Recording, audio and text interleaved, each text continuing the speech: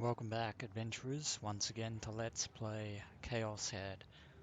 And in the last episode, Sewer gave a rather lengthy summary recapping the events of the 4 new-gen murders which have taken place in Shibuya of 2009, and showed that, contrary to popular belief, the Shibuya Police Department's investigation teams are actually doing everything they can to collect whatever pertinent information that they can find concerning each of the cases in question.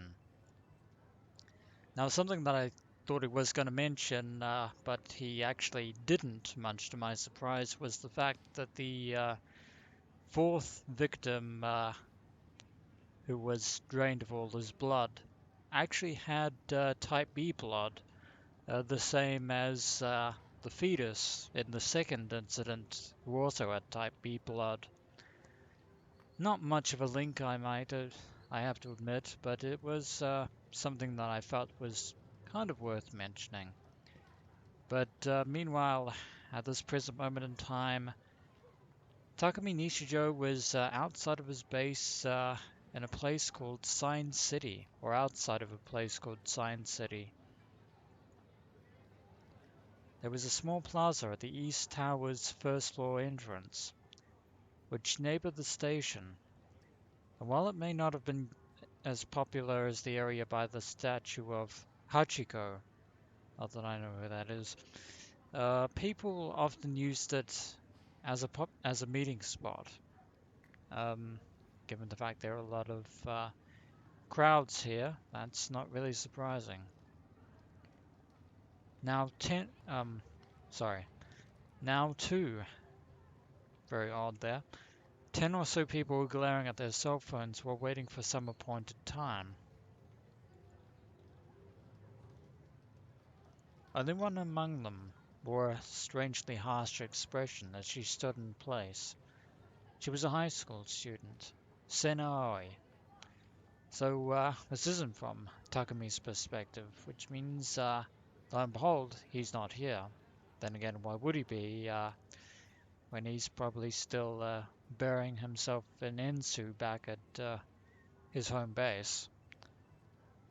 But it's been a while since we've seen Sena. The descending escalator that came down from the Inokashira line station, which was found on the second floor of Science City. She leaned against the white column nearby it and scrupulously scanned the area. Yet for some reason, and never mind the season, she was nibbling on a popsicle, which completely contrasted with the sharpness of her gaze, making her appear less intensely amusing. Not that I think that she would find that observation particularly amusing herself, although this seems to be a character trait of hers. In fact, she wasn't waiting for anyone, but instead quietly observing the people going to and fro. From right where she stood, one could see all the way to the Jumbotron, located by the Scramble Crossing. And she doesn't appear to have her D-sword with her, but then again, since very few people can actually observe the D-sword, I doubt anyone else notices or cares. A famous singer's PV video was slowly drifting there. On the lower portion of the screen, information about the so-called new-gen cases ran in a continuous ribbon. I wonder if that music video was that of Fez. I wouldn't be surprised if it was. There wasn't a day without new-gen related news. TV, newspapers, the internet, weekly publications, even the jumbotrons along the street and electric sports scoreboards. Now I know the new-gen murders are unique in their grotesqueness, but reporting on it 24/7 is actually a bit extreme, even for multimedia. Sena had absolutely no interest in those sources of information, but walk around Shibuya and you would often pass people talking about such topics. Whose eyes are those eyes? Now, actually, come to think of it, it's almost like a passive form of indoctrination and brainwashing. At least that's from where I'm sitting right about now. Because nobody seems to be hearing anything other than New Gen, and thus nobody seems to be talking about anything apart from New Gen, which is, yeah, quite telling. And if Sena is as astute as she is, and I have every reason to believe that that's the case, she has picked up on this curious little phenomenon as well. Over the past few days, she had begun to spot people with those words printed on the fronts of their t-shirts. They're already marketing New Gen. Well, that's fantastic. And they're already marketing that phrase, which is definitely going to work wonders for Takami's broken psyche at this point. In Shibuya, the phrase had become wildly popular as an underground meme, and it was beginning to develop legs of its own. That is going to be very troublesome. People on the street spoke, smiling, of how related goods were selling pretty well at Harajuku souvenir shops, providing proof positive that human beings have zero interest in anyone besides themselves. Can't exactly argue with that logic there.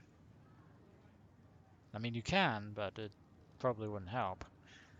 Sena snorted quietly, as though to show her contempt, finished the last mouthful of her popsicle, and lightly closed her eyes without changing her severe expression. She listened closely to the noise of the city. A wide range of noises overflowed through the Sunday Plaza.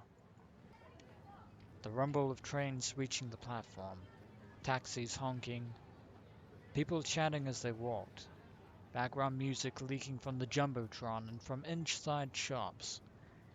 The announcement from the escalator explaining how to ride it safely. I don't remember escalators doing that from, well, from where I am, but I don't live in Japan, so never mind. The sounds never died out. Before one ended, the next would manifest, and they went on to play a multi-layered and discordant noise. In the midst of that noise, Senna only paid attention to people's voices. Her brain blocked out all other sounds, and she came to hear their words clearly. 結局全部同じ犯人なの違かな。うってニュースで言ってたぞ。手口が違いすぎるって。つうか殺人が流行ったりしたら怖く。なんとかっつうバンドの歌詞と一緒らしいじゃん。ファンタズムなめんな。お前あのバンドそう好きなの？ねえよ。私あの曲の歌詞にマジ共感したんだけど。今時ファンタズム知らないなんてさ。じゃあ CD 貸せよ。マジ遅れてるよな。ほらこれ見てくれよ。何これ超ウケるんだけど。この前買ってきた。これそのメタルのメ T シャツ。結構クールじゃね。マジで着てるやつ初めてだ。自分で買ってこい。でもあれじゃね、これってニュージェネの犯人に俺の顔がニュースで全国に流れるかもな。俺もいよいよ全国デビューか。最近渋谷超怖くない？怖い怖い。マジうざいんだけど。でも歩かないほしいよね。待てよ。そういう噂がぐらつされてるどういうじゃん。話？くっせえおじさんとかキモい男とかだけ殺もししてほしいよそうならね。私マジ応援する。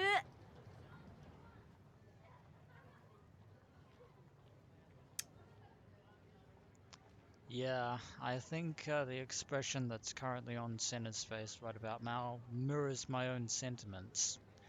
So in other words, New Gen and Whose Eyes Have Those Eyes have basically reduced the citizens of Shibuya to walking, talking social media tweeters insofar as how their conversations are going, which in all honesty is somewhat sad.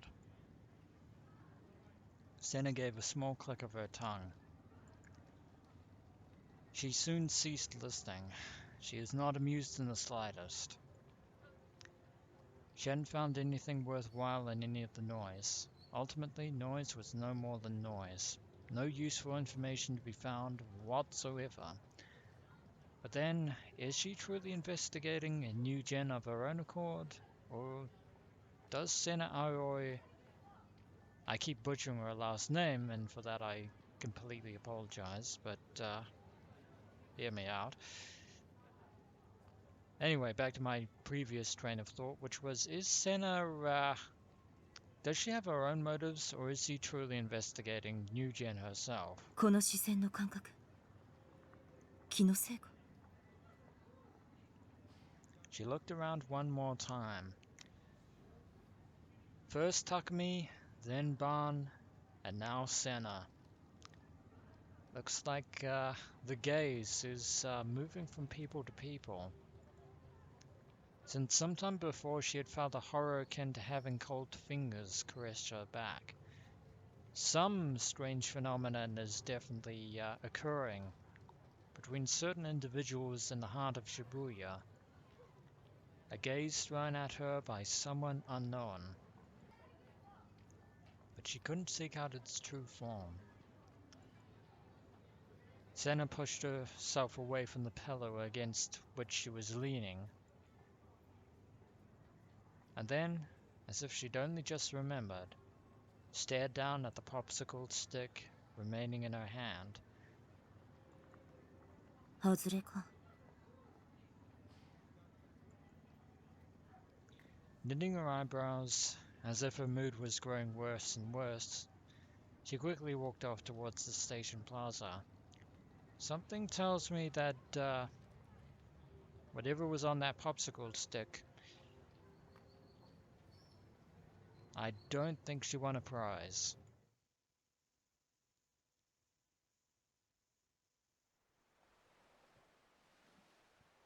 あの空は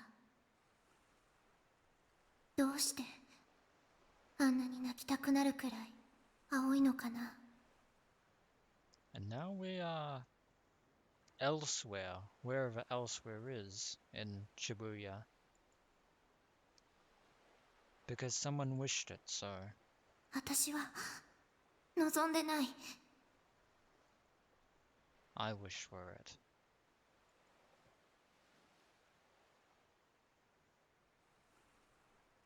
Oh hey, it's Rimi.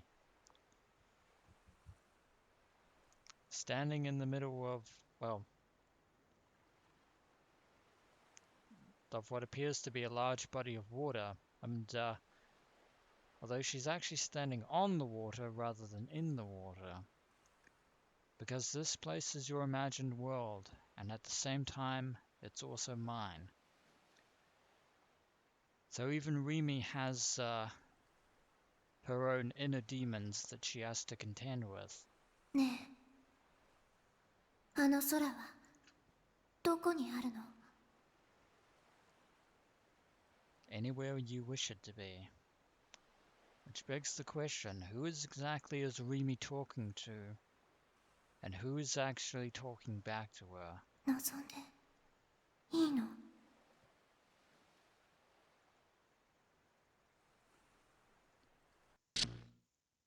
Sadly, I don't think 朝だよー。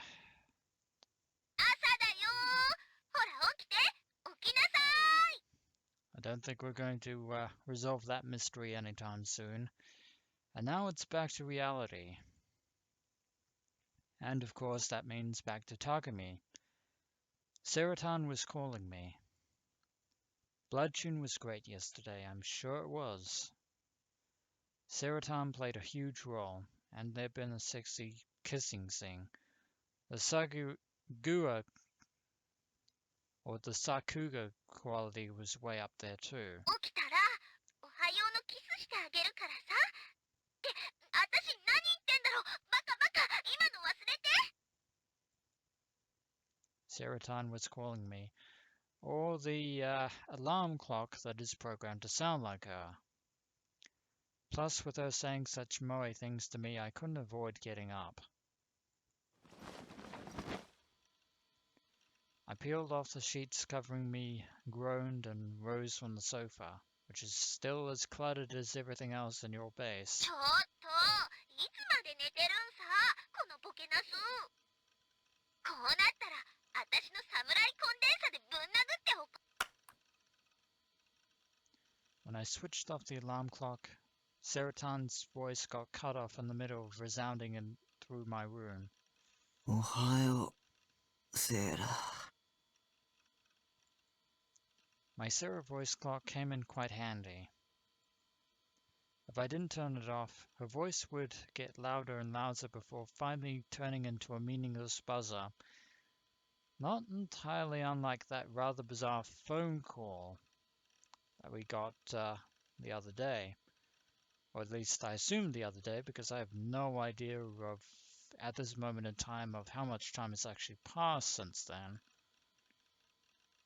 Because I wanted to greet the morning after having been woken up by Seratan, I trained myself to hit the switch before the buzzer started ringing, which in all likelihood just sounds like an ordinary alarm clock buzzer, and I know what one sounds like, and I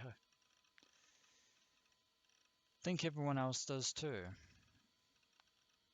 I'm just rambling at this point. Up until the present, I'd only failed at it twice. It was so easy to wake up with Seratan's help. No, in actuality, I usually felt pretty awful from playing games till dawn, or from how uncomfortable the sofa was. But being woken up by Seratan made it much less painful. I had school today. Since I'd skipped a day last week, my minimum attendance shift chart was starting to get a little warped. Would have been okay for me to go twice this week, but now I was compelled to be at school 3 days in order to make up the gap. Oh well, that is definitely the price you pay for even missing a small time or a small amount of time, judging from your schedule. But on that note, I think I'm going to end this episode of Let's Play ChäoS Head here. And when we return, adventurers, we shall see what another day will bring in the life of Takumi Nishijo. As always, adventurers, until next we meet.